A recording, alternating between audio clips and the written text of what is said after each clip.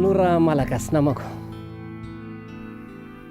ohatranao ihany ny andohako, teraka tanatin'ny fahatsorana, niady tamin'ny fahantrana.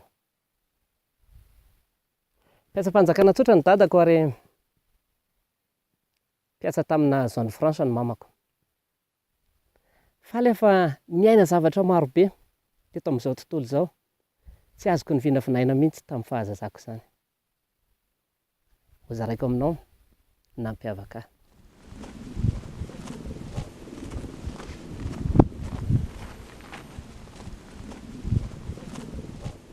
Ny hazo lalipaka dia afaka misondrotra avo.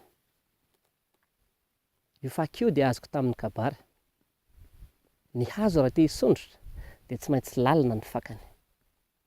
Fa nanampizay, ny fianarako zavatra hafa fa fahalalana avy any ivelany, tamin'ny tenim-pirenena hafa sy ny tany an-dakilasy.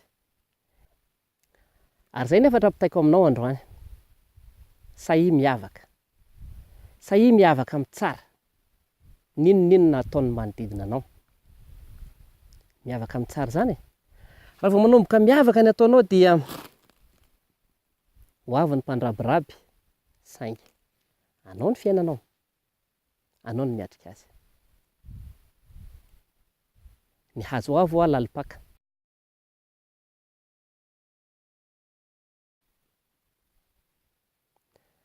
Tamiko izy dia kabary sy tenim-pirenena vahiny.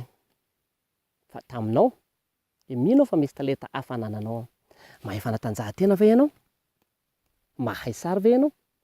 Mahay mandihy ve ianao? Ya, iny indrindra. Ka tsao ny talenta anao manokana mampisongadina anao.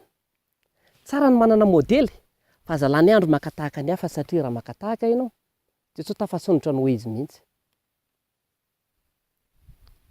Ny lalan'ny andrarezina dia feno vatovato. Lalan-tsarotra tsy malama, fiakarana tsy mora. Ny mpampianatra anao, mety hanakana anao. Enoa izy mena avy any am-pianarana, fa sahia miavaka, sahia mikaroka misimisy kokoa no nomeniny any an-dakilasy. Ny havanao, ny namanao, ny akaikinao, enona ny ray aman-dreninao aza, mety tsy hahazo ilay lalanao miavaka, dia izay ilay lalan-tsarotra. Fa ny fahaizana miala amin'ireny sakana rehetra ireny, no ataoko hoe fahaiza miaina.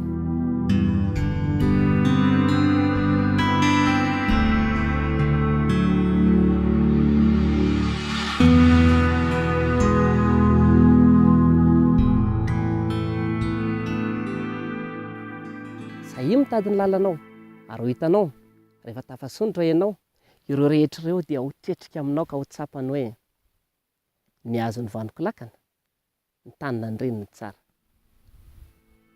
Ny hazo avo manana ny fakany lalina. Eny, ny hazo avo mahatohaka ny rivotra.